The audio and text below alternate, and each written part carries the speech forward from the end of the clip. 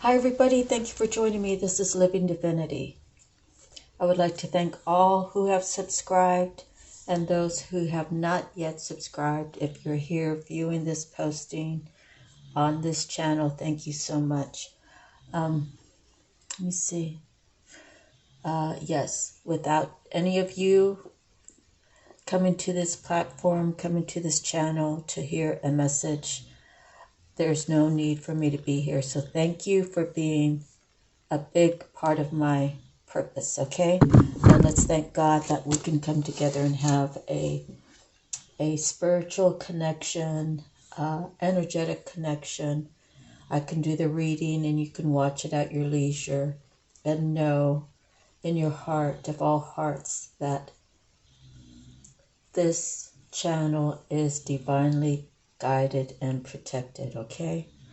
And if you feel like you're getting that hot prickly thing, get yourself some sage and burn it for your area, and claim that you are divinely guided and protected.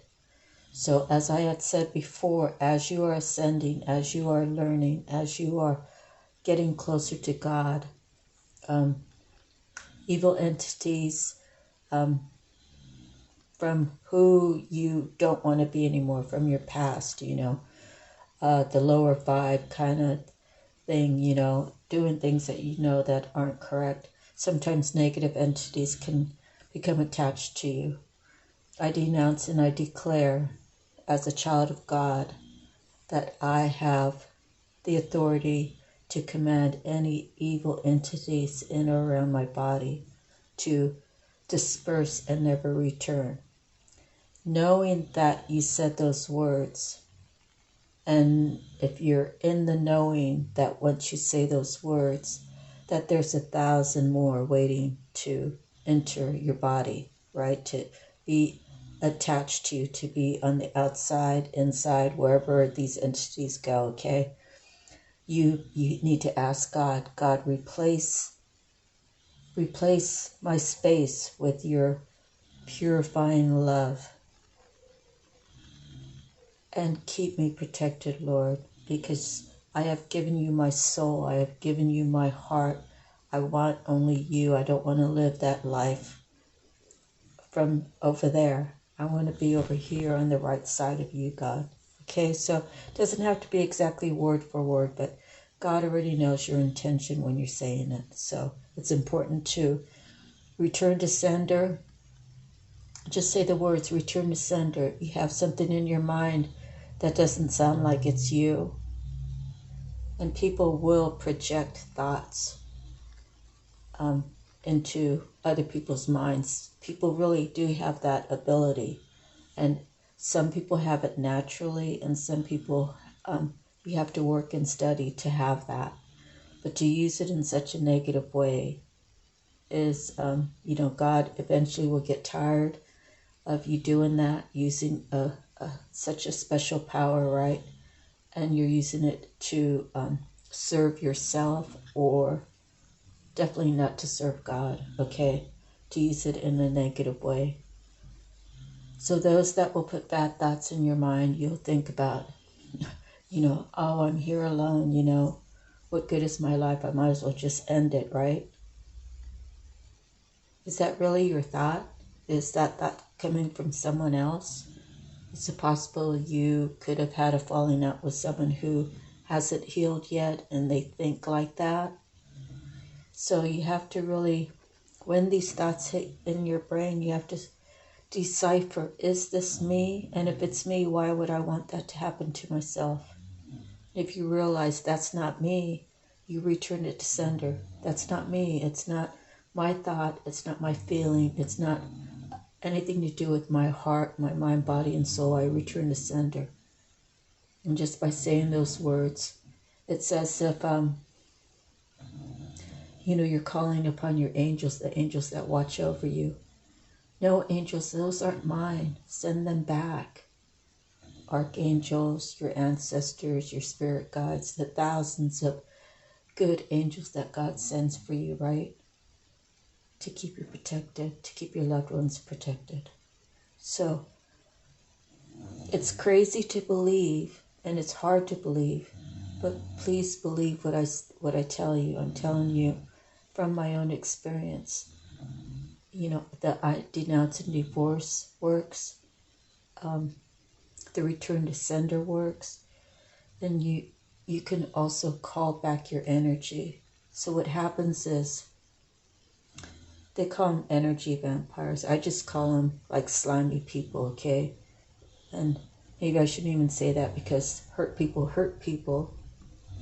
And some people actually just get off on taking people's energy. So what I've experienced about that, and I'm sure you have too, is you get around someone negative and they see that they already see your aura, you know, that, oh, you know, she's a nice Jane, you know, we got to turn her into something else, you know, slutty Susan or slutty Sally, you know, let's break her down and treat her a certain way, or whatever it is. So they'll come to you and they'll try to trigger you, right?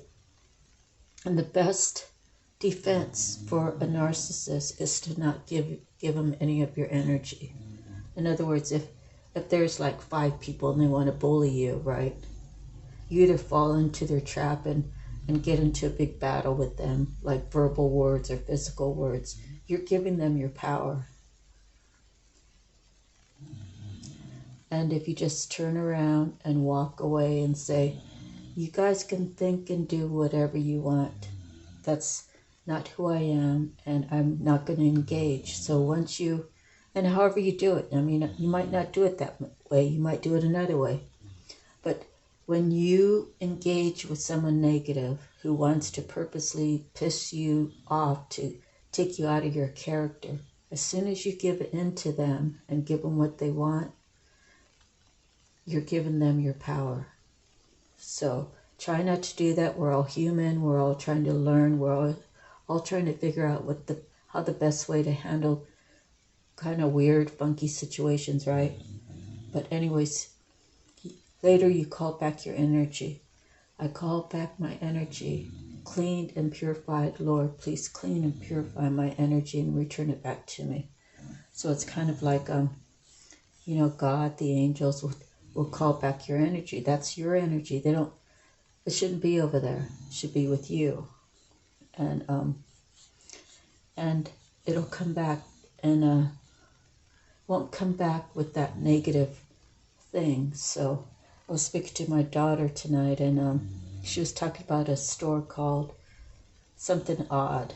I don't know. And she said she had to pay to go back in this room, which was cult stuff, not like tarot. I guess the other kind of cult stuff. And so they paid to go into the room. And she said the guy was trying to get her to touch things in there. And she's like, I'm not touching anything. You know, like, how dumb do you think I am? If I touch that, I'm going to bring home that energy from it. And she told him after she came out, she's like, me and my boyfriend, partner, however they call each other, as soon as we get home, we're going to take a shower and we're going to cleanse ourselves from all of this. We just wanted to see what you had in that back room. So you see, those are the kind of things that you really have to be careful. I'm glad that she was smart enough to say that she's going to cleanse herself and that she wouldn't touch anything. Because if I'm a bad person, right, and maybe I've done bad things, like, okay, say I beat somebody up and they were put in the hospital, right, and I did it out of pure malice. It wasn't something that I did to protect myself. It was just like, I got mad and I beat this girl up, and you know, she can't tell anybody who I am because of her condition, or maybe she didn't even know me. So if I have a glass of ice water and I drink out of that glass of ice water and I hand it to you, right? Here, have a drink, right? And you touch the glass, then you can actually take on the energy that I had on me. And because I held the glass too and I drank out of it. And I don't probably have to drink out of it, just touching the glass and passing it to you, and you're touching it, right? You can actually, I can transfer that malice entity to the glass. I could have the intent, the malice,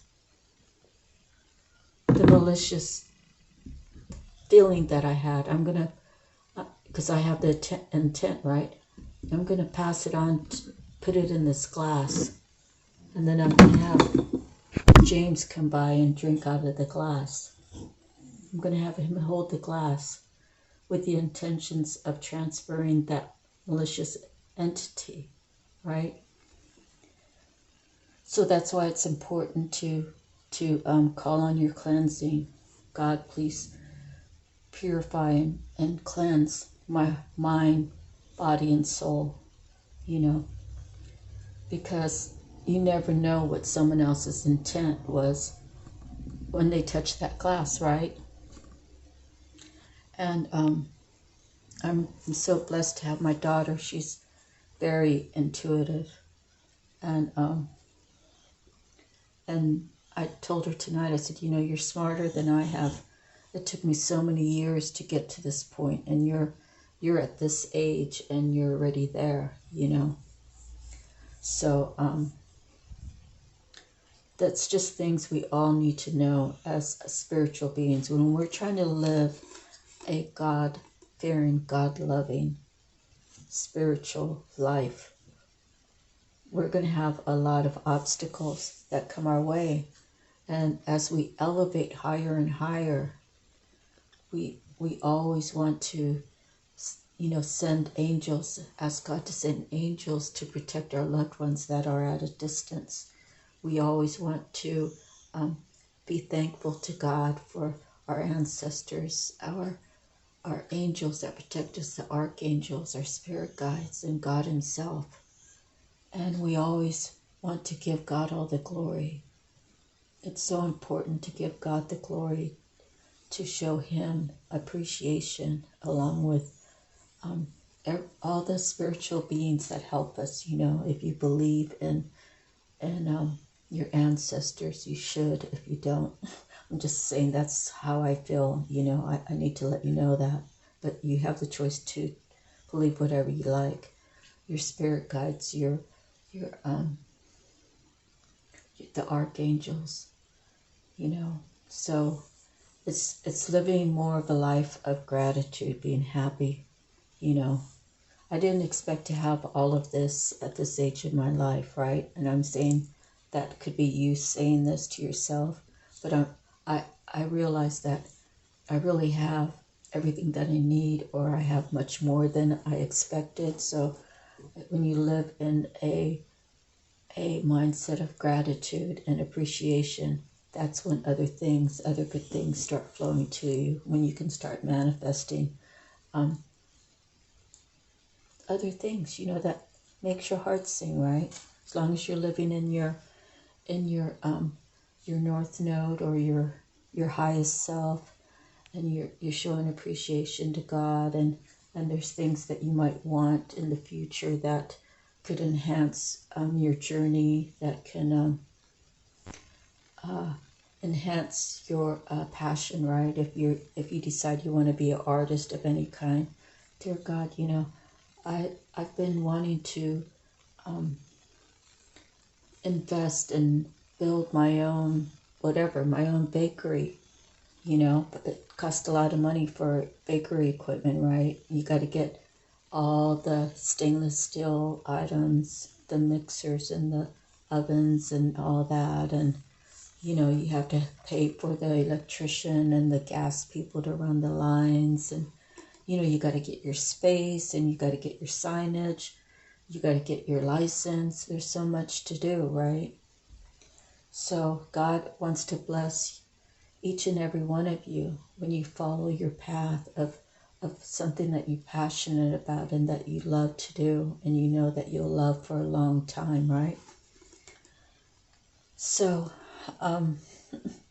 well, that's kind of my preaching session for the moment, but let me begin by reading Psalms 24, The earth is the Lord's and everything in it, the world and all who live in it, for he founded it upon the seas and established it upon the waters. Who may ascend the hill of the Lord? Who may stand in his holy place? He who has clean hands and a pure heart, who does not lift up his soul to an idol or swear by what is false. He will receive blessing from the Lord and vindication from God his Savior. Such is the generation of those who seek him, who seek your face, O God of Jacob. Lift up your heads, O you gates. Be lifted, you ancient doors, that the King of glory may come in. Who is this King of glory?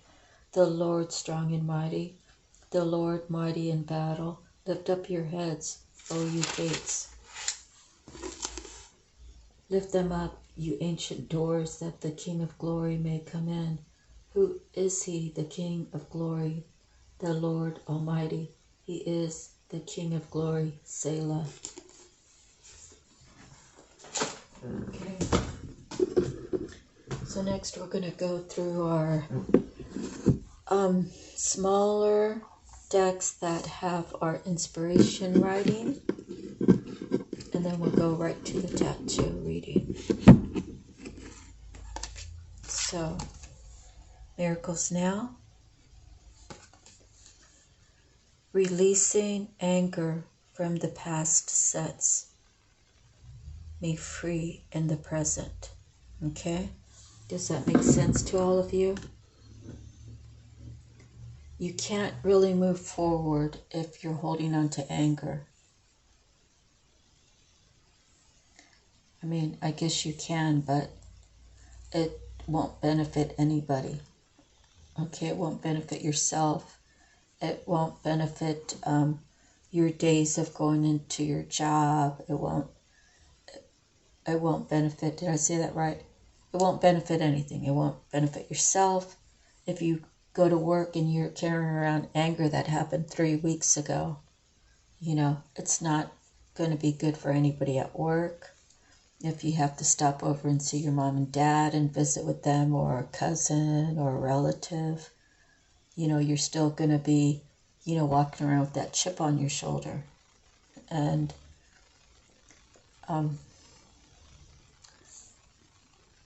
it's just not going to do yourself any good. As much as you think that you've released anger,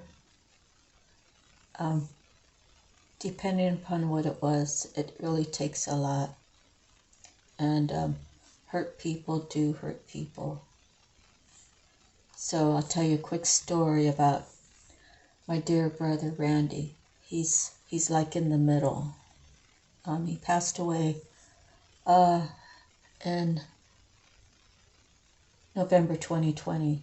I arrived in California December 2020. He was one that I wanted to see, but he expired before I left the island. My brother Randy was very loving. He really cared for me when I was little. Once, I don't know why, I decided to take my shoes and socks off on like a summer day, and we were walking up this hill of broken glass. I was about 7 or 8. What was I thinking? I was thinking it was really hot. I was thinking, my feet, I don't want to wear these socks and these tennis shoes, and I'm just going to walk up the hill. You know, I think I might have seen it on TV where people were walking on glass, and I guess I thought if they could do it, I could do it. I don't really remember, but the glass was so sharp, you know, it wasn't like it was painful. I just looked down and there was blood. My brother got me down to the bottom of the little hill there, and he's like, he told my other brother, put Marcia on my back. And so he ponybacked me, gave me a ponyback ride all the way to the house, which was probably like 1 block away, because we were down on a dirt lane. So I'm trying to think in my mind. So it's like 1 block away, and then the next corner had to go 2 houses down, and that's where we lived. And then when we got home, my mom soaked my feet in water and was hoping that it would just heal. And people thought I might have had to have stitches, but it turned out I didn't. I just, my mom cleaned it with like warm water, and then she bandaged it up, and I just rested, and then it just sealed on its own. But my brother Randy was very loving and caring. He really took interest in his little sister, and, well, I could feel his spirit. His spirit was attentive, it was loving, it was caring. All the great factors in having a bigger brother, right? And so there was a time when he became a teenager, and he was having an argument with my dad, who was, of course, a grown man. And I don't think my brother was raising his voice. I think he just couldn't get a word in edgewise. And my brother turned around just to stop the fight, to stop the yelling, to just stop the argument, whatever it was about. And the house we lived in, it was considered like a shotgun house. When you open the front door, you see all the way through from the living room into the kitchen.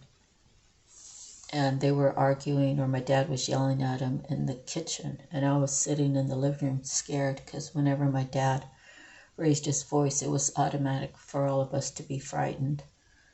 And my brother just wanted the yelling to stop, because he couldn't even say his part. And he turned around, and he was in the middle of the living room when my dad threw a wrench.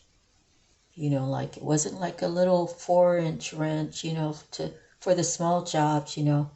It was a big one for, like, you know, undoing bolts and stuff. And so it probably was, you know, it's like a middle size, maybe like, I don't know, 8-inch, 10-inch long. But he whipped that across, and it came across from the kitchen into the living room, and it hit him right at the center of his back. If my dad would have gone a little bit up, it would have hit my brother in the head, probably killing him, or really causing actual brain damage, because it whipped through the house. But it hit him in the center of the back, and all my brother did was he was in pain, but he wouldn't tell my dad. He just fell to one knee, and then he got up and he left, you know. My mom wasn't strong enough to, you know, it's a mom's job to protect their kids, right? And I love my dad too, but I felt so bad for my brother. He couldn't even talk to anybody about it that could help him figure it out. The next week, my brother punched my sister, who's a year older, a year or 2 years older than him. He punched her in the eye, gave her a really bad black eye. And then the next week, he picked me up by the back of my pants and by the back of my shirt, and threw me face first on my parents' floor, their bedroom floor, which had, you know, the 70s kind of carpet that was kind of long, and I had a rug burn from my eyebrows across my nose and part of my lip and my chin, and even on my neck. But I knew that my brother was in pain. I knew that he had anger built up, and never once did I ever hate him for what he did to me, because I knew the pain somehow. I knew the pain that he was feeling, and my brother carried it. He carried that with him his whole life. It was certain people that he could talk to, and I thank God that I had that relationship with him, because I got to see the real him, the real caring, loving, concerned brother that really loved his family, but he could never release the anger that my dad pretty much bestowed on him by treating him so badly.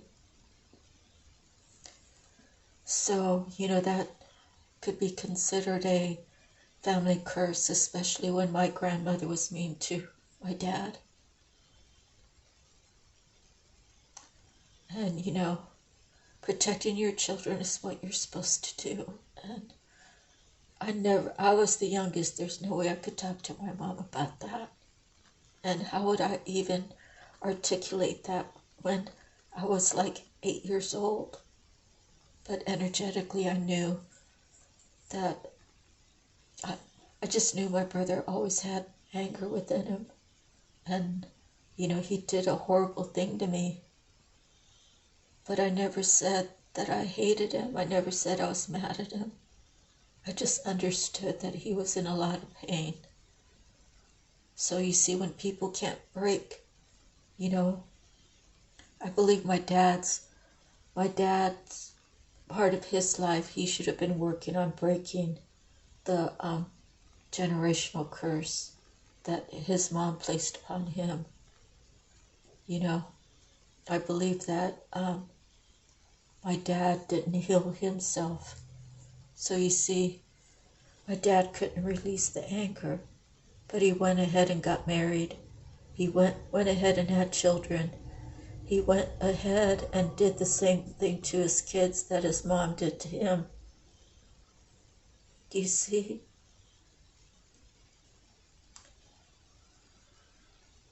So, I have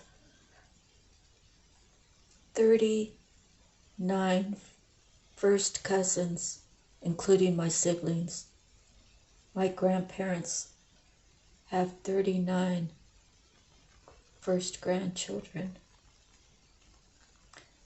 And all out of everybody, I was chosen for this path.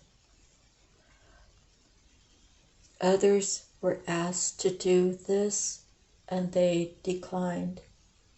And now I step up to this because of generational curses. I step up to this because I want to put coins in the little piggy bank up in heaven for every time I do God's bidding. And I want future generations to have a better life, a better, the most beautiful spiritual lives that they could possibly have. I didn't get to have all of that when I was growing up because I lived at one side of the town. My grandma lived at the other side of the town. I always wanted to just be able to walk to Grandma's house, but I was too little. And when I went into the 3rd grade, we lived closer, and I could walk to Grandma's whenever I wanted. Then my parents decided to move to the next town without even asking any of us. All I wanted to do was be near my grandma. I was so happy just to be 3 blocks away from her.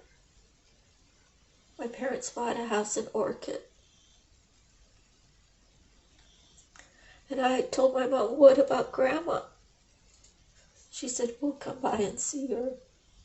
Well, when you live the next town over and your dad works 3 jobs, 2 jobs, long hours, and you are fortunate to have 2 cars, but sometimes the money didn't go far enough for Mom to bring me to Grandma's. So the move was to a new house, to a new development, to a new school.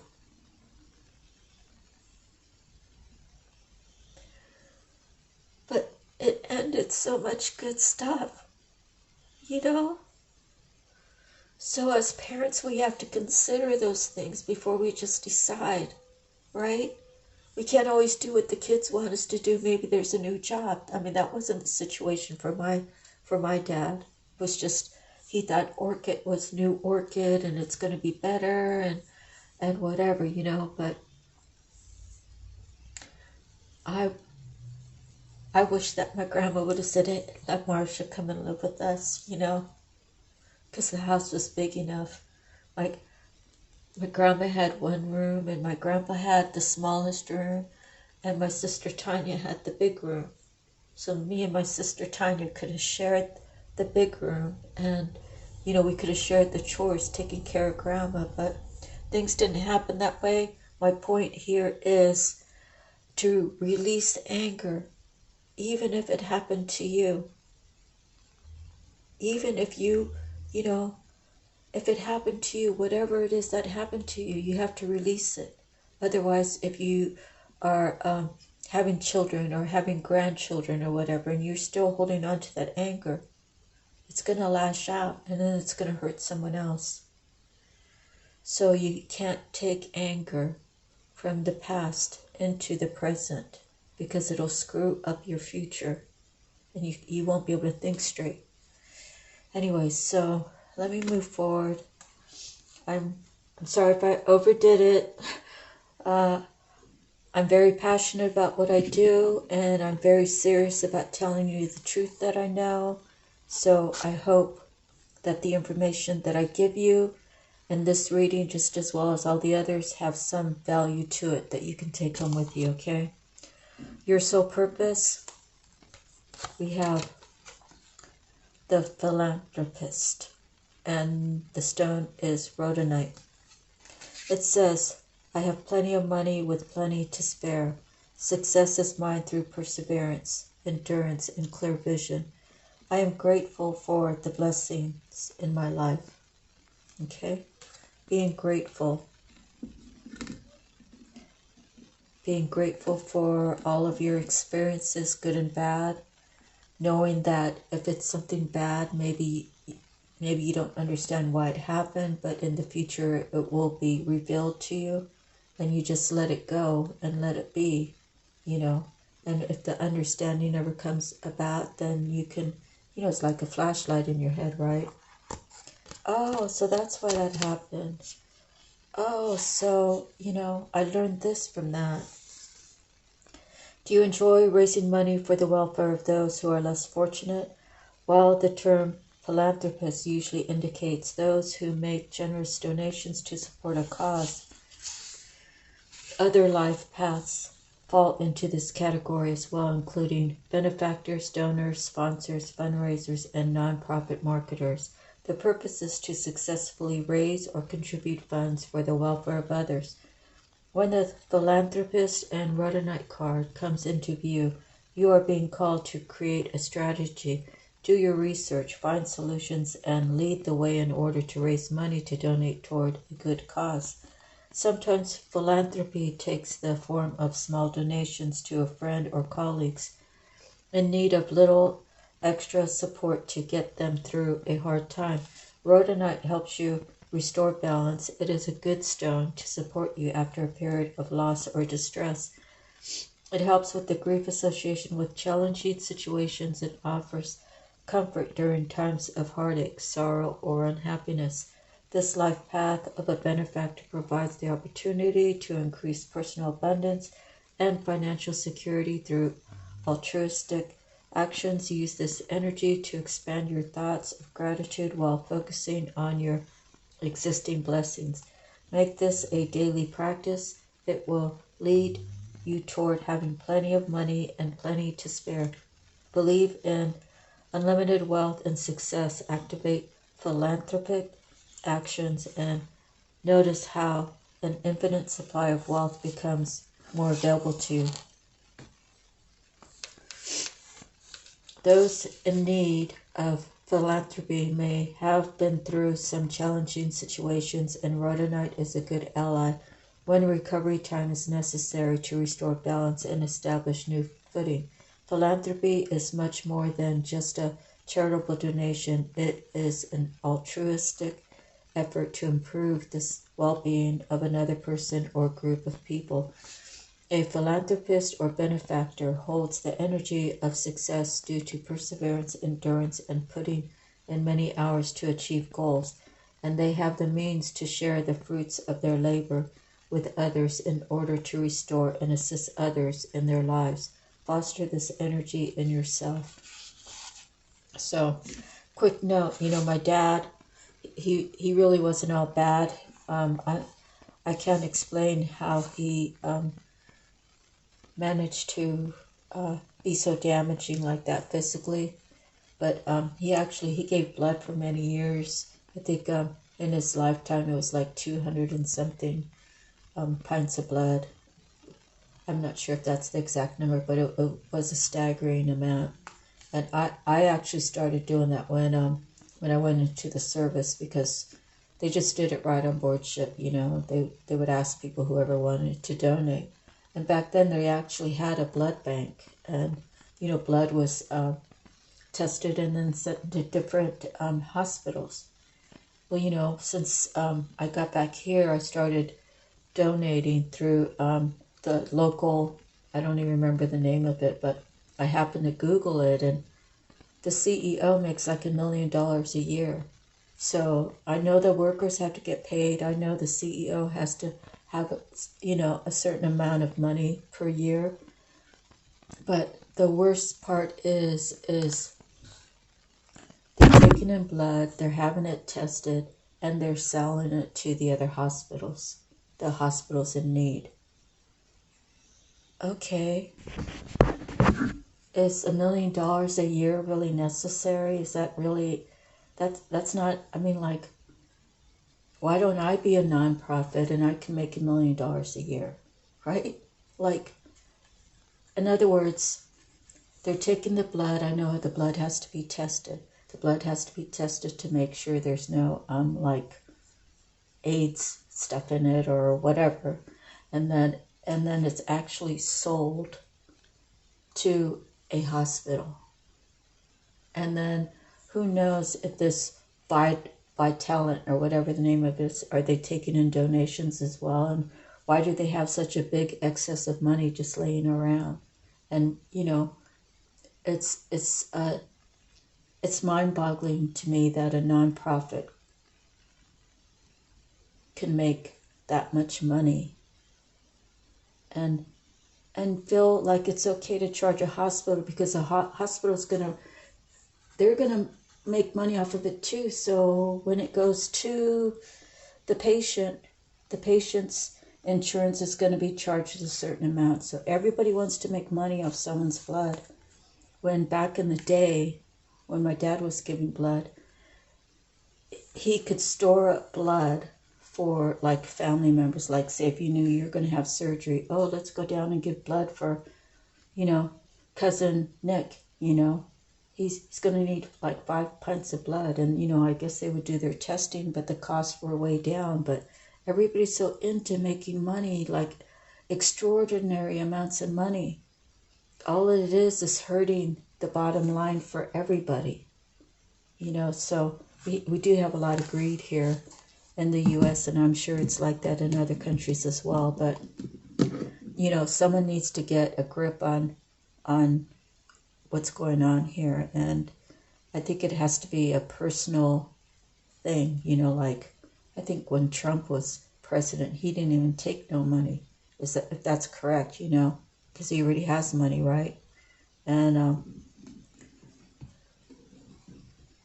I'm not really a Trump supporter, but if that's the case that he did that because he really didn't need it, and he was taking on the thing of president, the title and the responsibility, I think that's very honorable.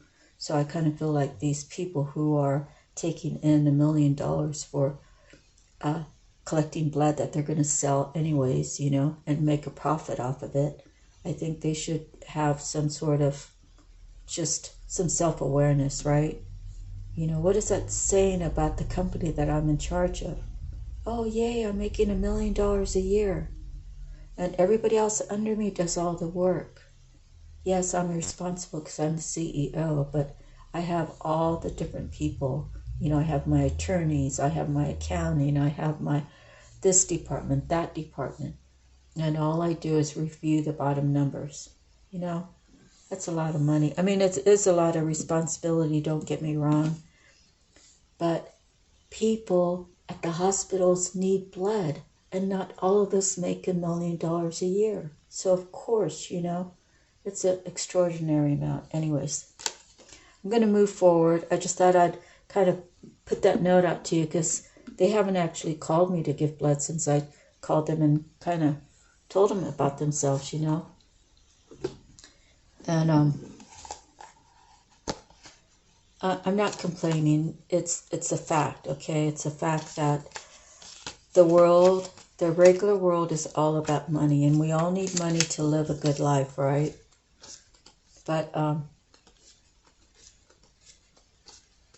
you know, if the mayonnaise company, Best Foods, said, hey, you know, if people want to buy my Best Foods mayonnaise and I want to charge $10 for it when it's normally $8, guess what? If you love Best Food mayonnaise, everybody that I know loves Best Food mayonnaise. If they opt to say, oh, well, let's bump it up $3 or $4 because if they want it, then they're going to pay it, right? Just like the gas companies. Do you see where greed is taking over? So as a collective, we can't really control the outer world, okay? We can't control this world and go knocking on people's doors. You know, we can, as a collective, maybe go down to, DC and talk about it, you know, but they're all in the $250,000 bracket anyways, you know. What are those higher ups going to think? Oh, here comes these crazy people again. They all want prices lower. Don't they understand that there's inflation? I mean, is that their answer? Because they're already at the top of the pay scale. What about the rest of the people? So it is a battle, but I think spiritually, you know, prayers work, okay? If we all gather together and have these prayers, you know, we have to just keep praying about different things and claiming that the change is coming and believe that God is hearing our prayers. And I believe that's the way to battle it, okay? So, oh, my right knee just felt like it wanted to go out on me. That's the first time that ever happened. Must be something to do with being in my 60s now. Okay. Count your blessings to stay in a place of contentment. Feeling content is a wonderful feeling. Enjoy this time, dear friend. You've earned it. The serene mermaid is totally at ease as she sits on a bridge with the light from the lighthouse shining in her direction, illuminating her blessings and helping her to feel deep gratitude for her life situation. The bridge gives her the perfect vantage point from which she can view her surroundings clearly. The sea is calm and is a reflection of her life right now. Contentment is a feeling many people strive for, being in a state of deep satisfaction with everything. How wonderful is that? If this is how you're feeling at this time in your life, then enjoy this well-deserved accomplishment. Continue to be grateful and appreciate this beautiful experience. If you feel anything but content, then this mermaid swims into your cards today to remind you that contentment is possible. Just a slight change of mind, a different perspective can shine new light on your life so that contentment can be easily within your reach.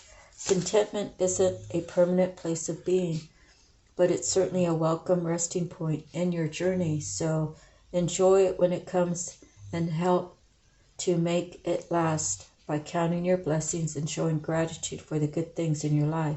Experiencing love can bring about great feelings of contentment, and unconditionally loving yourself can also produce similar feelings. Falling in love with life itself can give one of the deepest feelings of contentment combined with gratitude.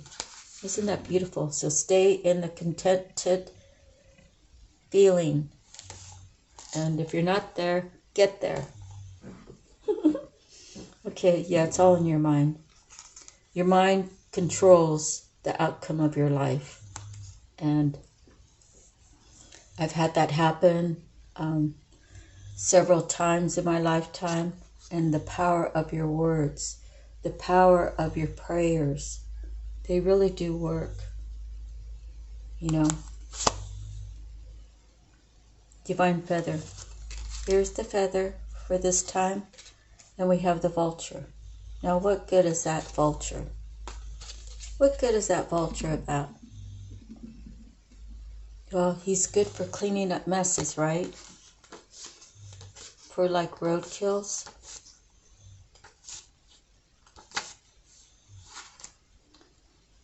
And he probably has some spiritual things going on with him. Let's see. The vulture is a powerful and large raptor that relies on others to kill prey and on their own incredible sense of smell to locate food. Its role as scavenger is highly necessary and valued. They possess a unique digestive system that allows them to purify the waste, which helps keep the environment in balance.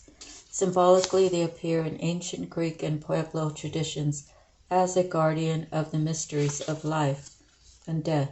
Their feathers are used in rituals for grounding and to symbolize the divine union of heaven and earth. The message, death of an old way is imminent. This is not a physical death, but the letting go of outworn roles, thoughts, and beliefs. The divine vulture messenger urges you to release the past and all that you've been holding on to. This process can be a struggle if you resist, or you could be filled with the ease of acceptance. The choice is up to you. Once you begin to fully move into this process, you open the doorway to a beautiful opportunity for rebirth and renewal. Vulture assures you through this process of purification that you will indeed have a fresh start. Allow this messenger to process what you let go of and recycle the energy. Allow yourself to reabsorb this energy and experience the renewal that follows. The energies, death, purification, rebirth. Season is fall, winter.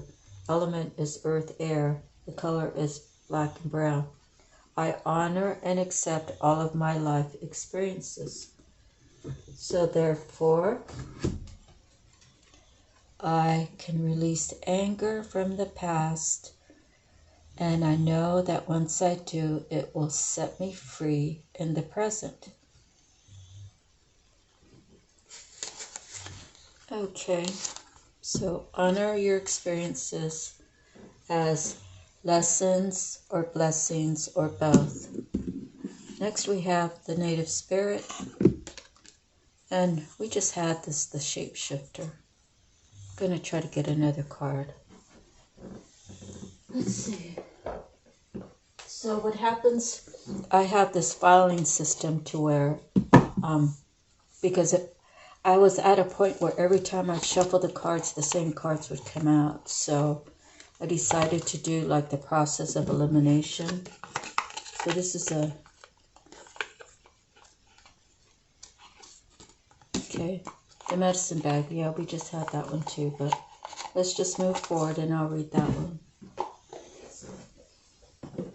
So now I'm at the, I shuffled and I'm starting again, okay? So medicine bag. Pretty sure we just had that not too long ago. But maybe not everybody got to hear it, so I'll read it again. Gather your resources, be discerning. Vast inner power is growing in your life. Step back and let it grow. There are times to shine brightly for all to see, and there are also times to choose carefully. Who sees your true self? Choose wisely. Do not make hasty decisions. If it doesn't feel right, hold back. You're protected from any less than positive outside influences. Your capacity and potential are growing in leaps and bounds. Your native spirit wants you to know it's tradition in indigenous cultures to carry a medicine bag or medicine bundle as a form of protection and also a way to access your personal power through the sacred objects that are held there. The items in the medicine bag each contain potent qualities that allows one abilities to magnify and also help one commune with the Creator. As your power grows, take time to protect it, just as you protect a seedling in the early months and then later. Once it's an established tree, it can withstand the storms of time. Protect your growing power, and it will become as mighty as an ancient oak. The journey. Consider obtaining or creating your own medicine bag or bundle. See my book, Kindling the Native Spirit, for instructions. Put objects in it that are meaningful to you and make you feel strong and vital whenever you look at them or hold them. Traditionally, one's medicine bag was not worn for display, but often hidden from view and kept in a sacred place. Okay, the last one we have is the animal message, and we have the wild boar. So in Hawaii, they have those in the mountains. And I knew a local girl there from the island, and a whole group of them would go boar hunting. And she said that some of the guys had these long, like spears, and then they'd have a dog that would chase the boar to like a certain area. And then the guy would be like up like on the top of this like cliff, like where the ledge comes out, right, and the trail's down below. Or he could be like up in a tree, and then the dog would chase the boar right underneath him, and then he would jump down with the spear and then like stab him like in his shoulder section. And sometimes you'd see the boars on the front of the trucks, They already bled out and stuff, and they're on their way to take them home and put them, however they're going to cook them. A lot of times they build like a big hole in the ground, I think. I know they actually do it on the East Coast because a girlfriend of mine did it, but she dug a big hole, and she had wood burning in the hole, and then she put her husband did, put the boar, like wrapped it up or whatever, put it onto the coals, and then covered it up, and then it stayed covered for like 8 hours, and then they would have their little get together. And then I'm thinking the boars on the island, maybe they put them like with the pole stuck through their mouth down through the other end, and then they rotisserie'd them. I never went. I went to a luau once, but it was already all prepared. The luau's are really nice, and it's a traditional thing that they do, It's like a celebration. I think it's more of a celebration of life, living on the island and stuff. Living on the island was really a beautiful thing. It was unfortunate that I had to spend so much time working, and then when I was off, my spouse didn't really want to do too much. Should have just went off on my own, but you don't get married to go off on your own, right? Sometimes you want them with you, but it's okay. Let me see, wild boar, where are you? Might be on the bigger section. Let's see. Oh, here we go. Whatever tradition or others expect of you, only to yourself be true. Jungle lore casts meaty wild boar as a banquet for others, but boar reverses the role of predator and prey, proving tradition wrong. If you allow society or individuals to dictate the part of you play in life, constant friction between outer persona and inner desire will cause stress, deep unhappiness, and with time, coruscating resentment. If your role is a sham, then your relationship with others will also be false. Boar counsels you to be true to yourself so that you may in turn be true to others. So, whatever traditions or others expect of you, only be true to yourself. So, I think people need to understand that too, right?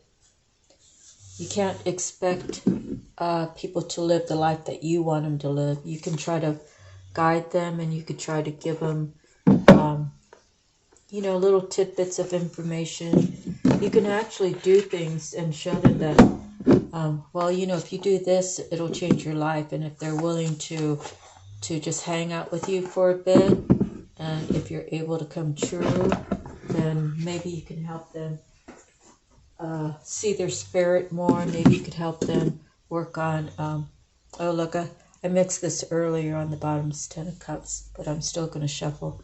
Hold on.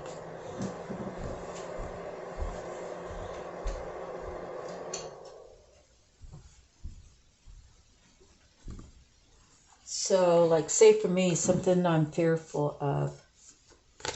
I've always wanted to try to jump out of a plane, you know, like with someone supporting the fall with, what do you call it? Skydiving.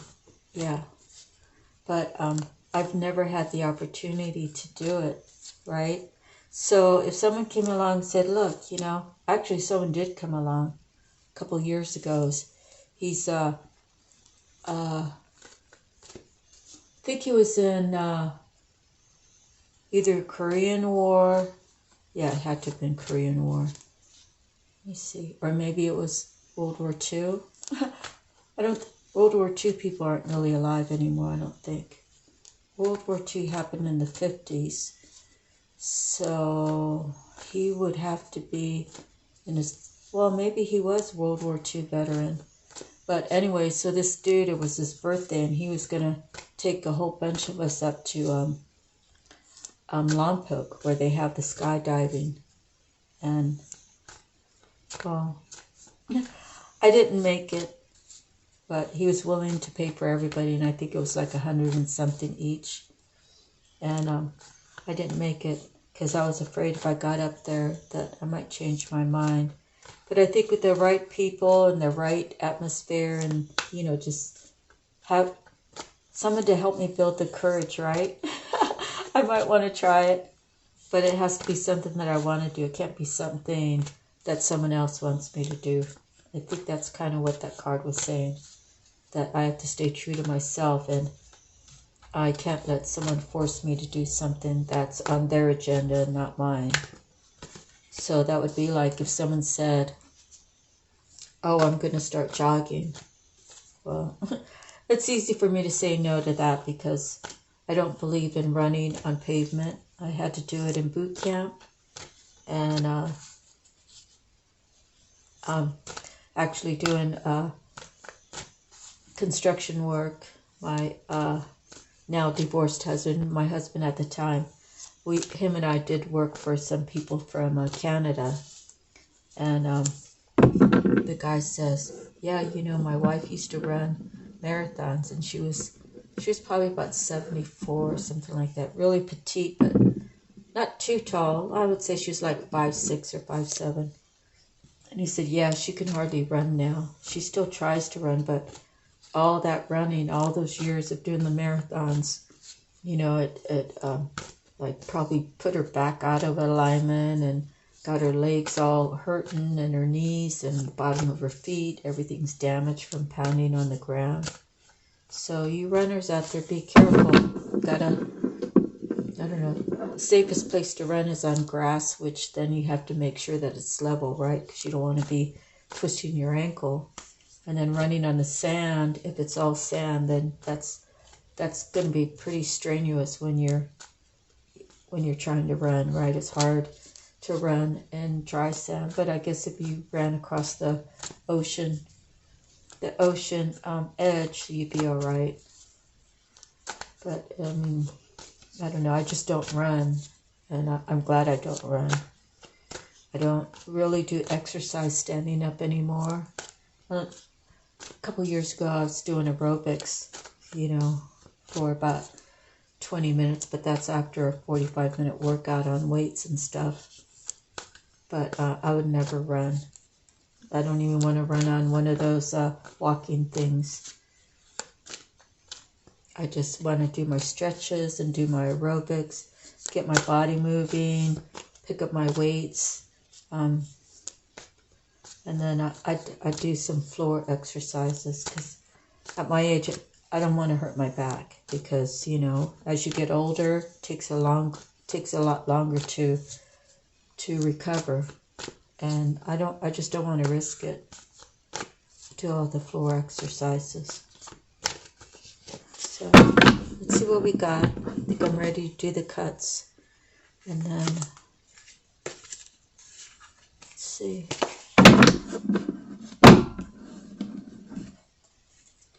Got to do one more for some reason. Kind of just didn't feel right. Okay. All right, what's at the bottom? Oh, the Emperor. Oh my gosh, look at that. Now you saw me shuffle.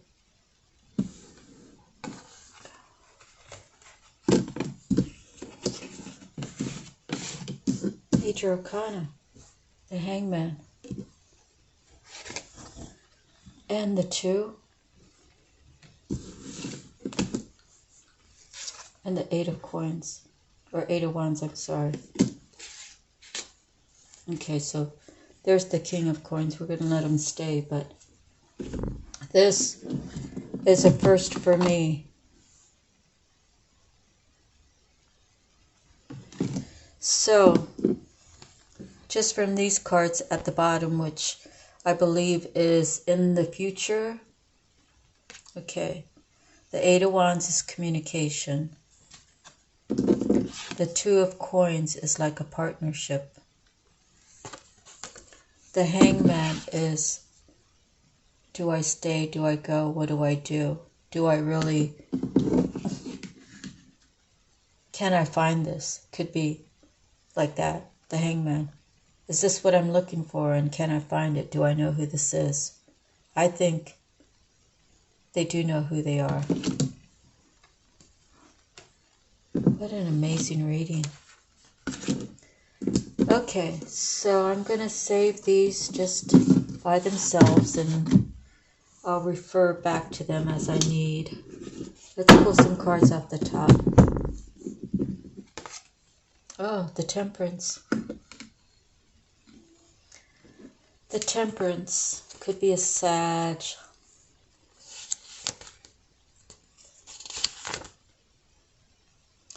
Moderation, self-control, economy, patience, consolidation, harmony, coordination, successful. Successful combination, friendship, recuperation. Could be unfulfilled desires, discord, stubbornness, hostility, clashing of interest. I think if that's turned upside down. Okay, so we definitely know that 8 of Wands is communication, right? But I'll read it for you anyways. Figured I'd go ahead and read these since they might be getting mixed up with the other stuff. So, progress, breakthrough, events moving quickly on the threshold of something new, promises and proposals, options, object of desire or envy. Okay, if it's turned upside down, it could be hasty decisions and actions, quarrels, or harassment. And that was the 8 of Swords. Or, I'm sorry, 8 of Wands. 2 of Coins.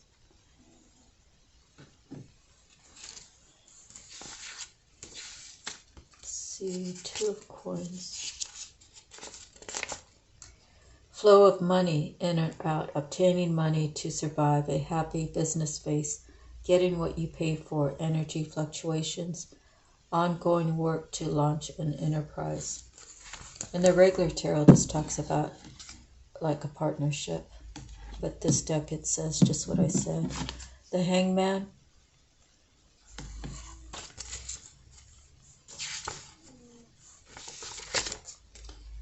Delays, sacrifice, reversals, decisions. Decisions put on hold, review, readjustment, abandonment, rejection, betrayal, falseness, restraint or bound, trials, caution, being in limbo, temporarily unable to go forward. So then we got the Empress and the Emperor. The Emperor came out first, remember? So they're looking at each other from the back end. I mean, I guess it could be actually, if this was at the bottom, then this one was next. Could go that way.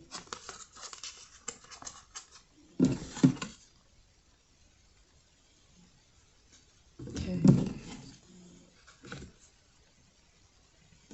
But I really believe that for some of you it'll be this way. So take it how it's your story. That's the best way to come out, right? But it doesn't mean it's gonna work out for any of us that way. Okay. So the Empress and the Emperor are the highest ranking out of all of the court cards, out of all the major arcanas. They're the best ones to have when they're together. So we also have Temperance. Okay, let me move along further before I can put a storyline together for you. Next we have the World. The World is closing out what was and moving forward to the new. It's closing out a major cycle and starting fresh. Next we have the Knight of Swords. And who is this? Is he someone who is cunning? Or is he someone, see, Knight of Swords. Oh, he's dashing, brave, potent defender, expert soldier, marksman, skillful, practiced, astute. Could be attacking, he could start battles. He could be a courageous hero. He could be prompt with action. He could be one that nips it in the bud, reckless, impulsive errors, indiscretion. So he's a protector. Who's he protecting? He's protecting this Temperance and the new beginning. Or he's protecting, we have to see the next coming cards come out. Or he's protecting from somebody from that, like he's defending, no, you're not getting past me to get to her and her new beginning, right? Could be that way. Like this could be a person, right, who has a new cycle coming up.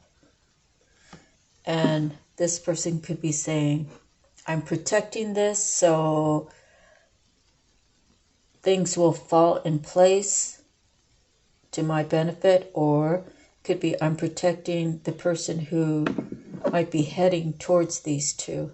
And these two would be one, right? It would be like someone who's actually got the Temperance within her, who has the new beginning. That's how I read it anyway, so we have to still pull a few more cards. The Three of Coins. Now the Three of Coins talks about like 2 or 3 people getting together to build a empire, right?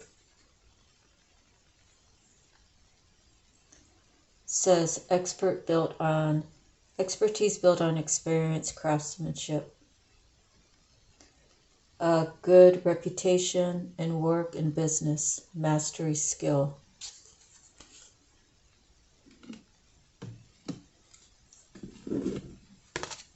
Next we have the Five of Cups as a struggle.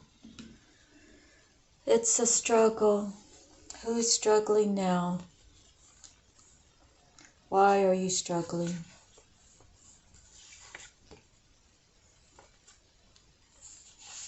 What's going on? Someone's really upset, right? It's a material struggle. There's a partnership or family loyalties that has some sort of loss or disadvantage. Could be health problems, overspending.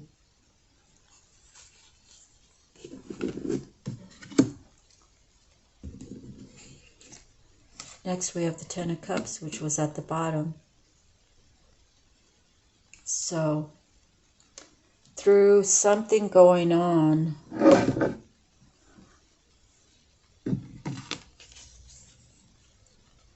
it went from the 5 to 10 of Cups. So we need to know what's happened to, there must have been some sort of correction, right? To allow someone to go from the 5 of Cups to the 10 of Cups. Still, we're not really sure. Our next card is the Knight of Coins. He's pretty young. He's still learning. He certainly is. He's at the same level as this Knight of Swords.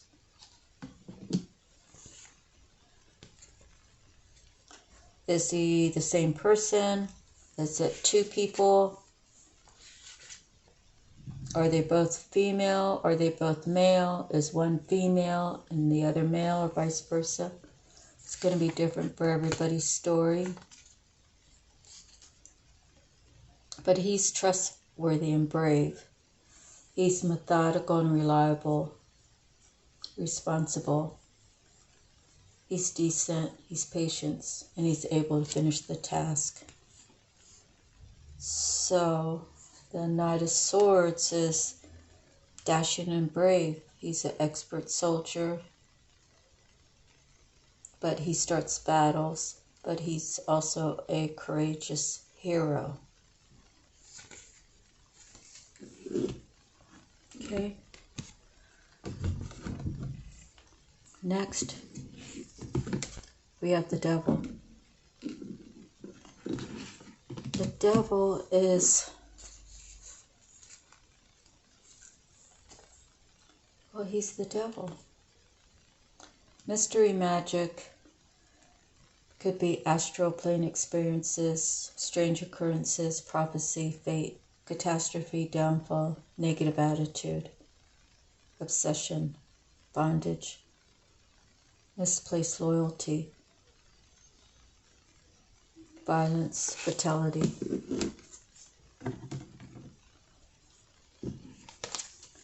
Next we have the Tower. That's could be like the hands of God saying, whatever this is no more. I command it to be over. Okay? It could be that someone's made a choice to end something, something having to do with some attachments, some negative attachments. Okay, so let me just pull a few more cards and try to put this story together. And we have the King of Swords. At least we have a king on the board, not just two knights. No pun intended, if anyone feels like they're a knight. So the King of Swords is mature. He's a king. And he's a businessman, judge, lawyer, doctor, advisor, authority, superiority, experience, justice, and fairness, military intelligence. However, he can have fixed opinions. He could have a controlling nature. He could be a dictator, ruthless, conflict, harshness, barbarity, or tyranny. So now we have three court cards up here. The Nine of Swords. Is that mental security? That you've had a lot of burdens and you know how to handle them when they throw the knives at you. It's the power of the mind. Third eye, good faith, integrity. busy mind. It could be suspicion, fear, despair, shame, misery, anxiety regarding loved ones. So, I'm going to pull 3 more cards and that's it. And then we got to put the story together for you. So the first one is going to be the Ace of Swords. That's the truth. That's a new beginning. Truth, new beginning. When you have an ace, it's a new beginning. The second card is the Nine of Cups. The Nine of Cups is almost the Ten of Cups. It's a good feeling. You've worked hard. You've worked on it yourself. You've made changes. You've put some loving into yourself. You've been good to yourself. You're considering yourself, and it's all about you. And let's see what the book says.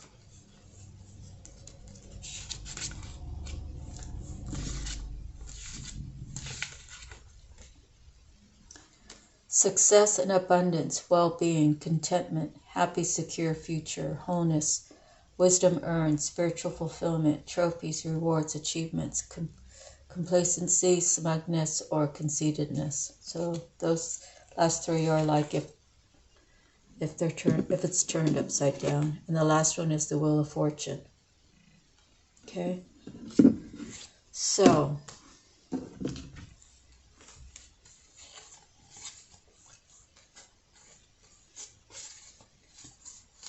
I say we begin here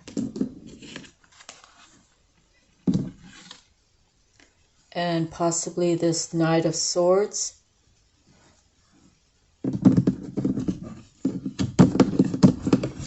Oops, darn it. Hold on. Oh. Okay.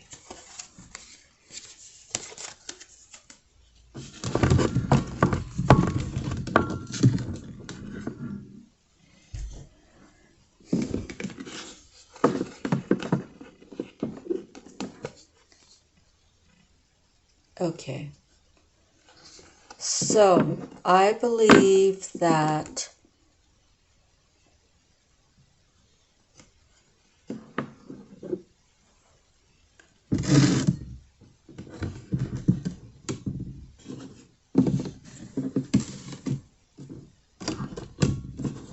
let me get the other quote cards.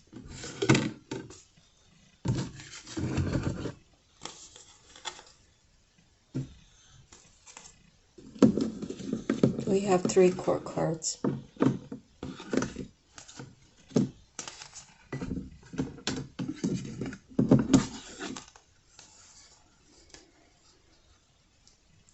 So, I say birds of a feather stick together. So the 2 outer ones, the King of Swords and the Knight of Swords, keep in mind that it doesn't necessarily have to be an air sign, because a lot of us hold different essences of each card. Okay, so in any event, birds of a feather flock together. They've manipulated this Knight of Coins to go in a direction that they wanted him to go into. It was a promise of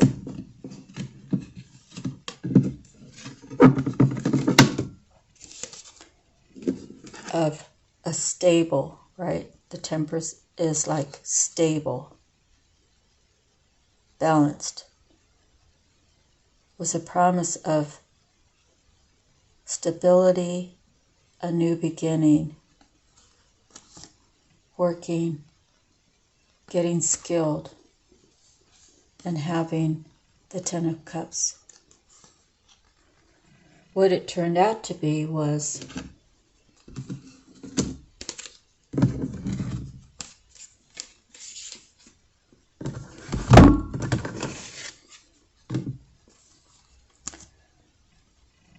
a struggle. It's a struggle of having only 5 cups. It's not enough. very possible that some agreement was made with the devil. See how these two guys here, there's two of them, birds of a feather flock together. And there's two tied up. Hey, devil, I will sell my soul if you help me keep this one back. Or maybe the devil already knows his future and says, if you two will keep him away from his destiny, away from what God has for him, I'll give you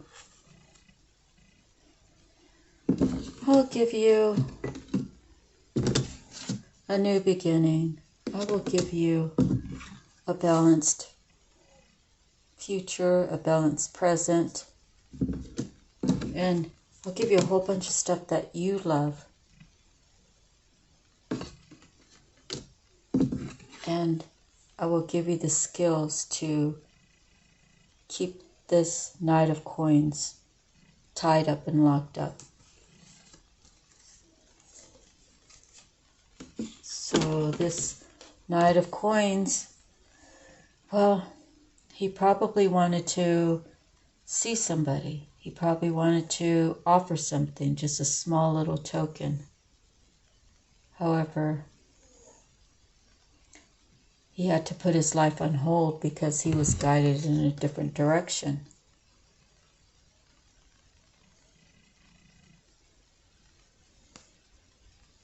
And it really wasn't the direction he wanted. What he wanted was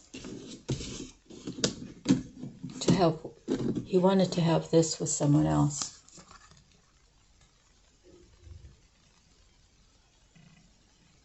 He didn't want to be tied up with these people who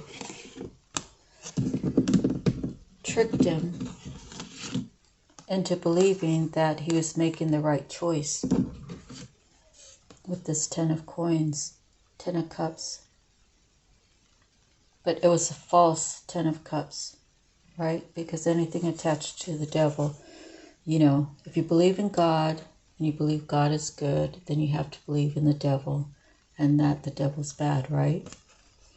So the mental clarity was that he came to realize that this had to go. Maybe he prayed to God and said, God, you know, get me out of here. I'll do the path. I'll go wherever you want me to go. I know where I want to go anyways, but I need your assistance. And God could have very well said, okay, you've called to me several times and you know that you've denied me, right? Maybe he got denied 9 times. Like this is his last ditch effort, right? To make the turn. And these are the cards that are at the bottom.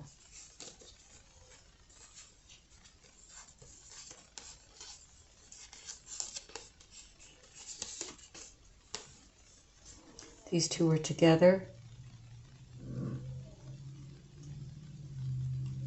That's a real true match. Both have mastered themselves. Both have a full understanding of who they are and their path. They both have the power and the authority to get things going. They can manifest. And together they'd be like a power team, right? Possibly one or both have been in the hangman position.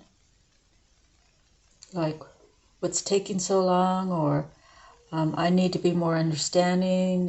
He or she is working through things. I have to hold on to my faith. I have to meditate to God. Am I doing the right thing? Waiting. You know, I'm ready to do this thing. And again, the meaning in most of the tarot is this is a partnership.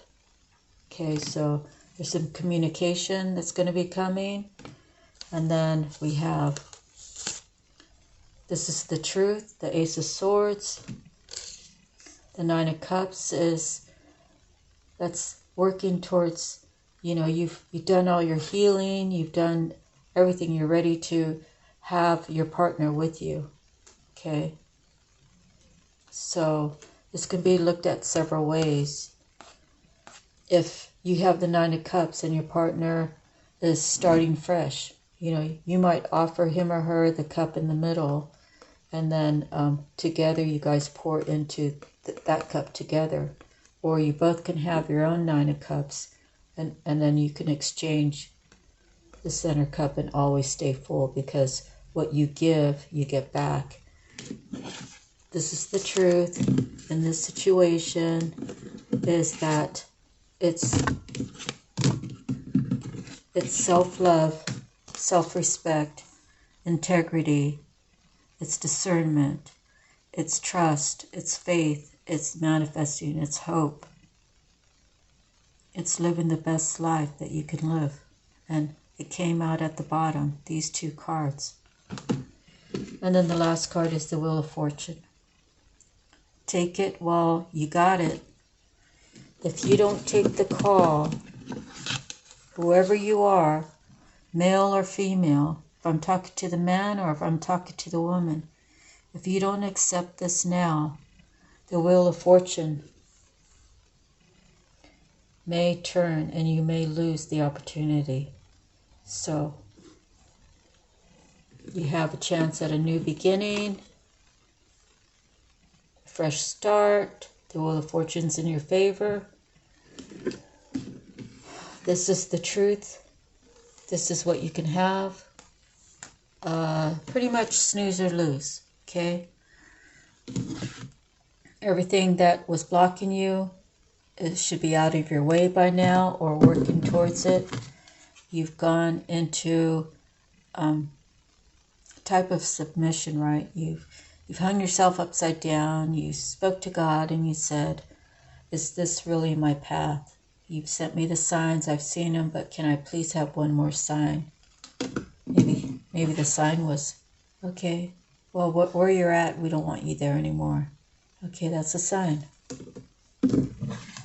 Go ahead and communicate, because whoever you are needs to communicate with the one that you pushed to the side, which was your king, or your emperor, or your empress. Whoever did the pushing away has to be the one to speak up. It's a partnership that's going to be even give and take. There's the sun and the moon. There's the scale. Everything's on the up and up. You have success with your mental clarity. You've learned that who was telling you the lies and who was telling you the truth, and for what reasons they were telling the lie was to keep you where you're at and to use up your resources, because you can manifest. You close your eyes and dream about having extra money, and suddenly you win the lottery for $20,000 or whatever your situation may be. You're always used to being in the Ten of Cups because you shine like the sun, right? Maybe you're a Leo. 9 or 10 of Cups is always a good thing. The devil knew all of this before you did. So he sent his little entities against you to hold you back. And the devil makes promises to people to get him to do what he wants them to do. And whatever he promises, believe that he might hand it over to you, but he's going to get it back one way or the other. It's not a real promise because he's the devil. 5 of Cups is, maybe these people who went out of their way to try to hold you back is now going to spend a certain amount of time being in this material struggle because of what they've done to you by orders of the devil. The 3 of Coins. It's usually talking about a partnership, building an enterprise. You could look at it as a 3-way partnership, right? Because there's 3 coins. It could be two men and God. It could be, it's a partnership. It's building a skill, an expertise. And again, birds of a feather flock together. This guy was naive. He believed that these people were his friends, his compadres, the ones that he believed, every word they said. And it turns out that Temperance had to come in and get him balanced and straightened out. Again, this is the truth. These two belong together. They're a perfect match. Whoever you are, whoever walked away from the other one, this might be your last chance to make things right in this lifetime. So you need to swallow your pride and your ego, man or woman. Either take the new path or stay back there with the ones that constantly deceived you. You've learned a lot of lessons. You've learned how people want to be near you because of your energy, because you can manifest, because maybe you have a lot of resources. And they'll do or say whatever to keep you off your path, which is a divinely guided path with a matching partner that is going to treat you like you've never been treated before. You're going to treat him like he's never been treated before. Vice versa. It could be two guys. It could be, this could actually be the king and that could be the queen, you know, in the energy, right? Or rather, emperor and empress. The energies could change. It's the essence of the energy in the card. So this could very well be an emperor and this could very well be an empress if the energy fits that way. So everybody's going to be different. You have the opportunity at the wheel, turning in your fortune and having this brand new beginning. And that's the truth. That's the truth that I know. If it resonates for you, congratulations. If it all doesn't resonate, just take what resonates and apply it. I hope you found this reading valuable, and I hope that you'll come back when you are notified of my next posting. God bless you all. I send you love, light, peace, and harmony, and always healing. We always have to work on healing. God bless you all. We'll see you on the next time. Don't forget to, do that other stuff I always ask you. Anyways, I'm going to have a prayer down below. God bless you. Aloha. We'll see you next time.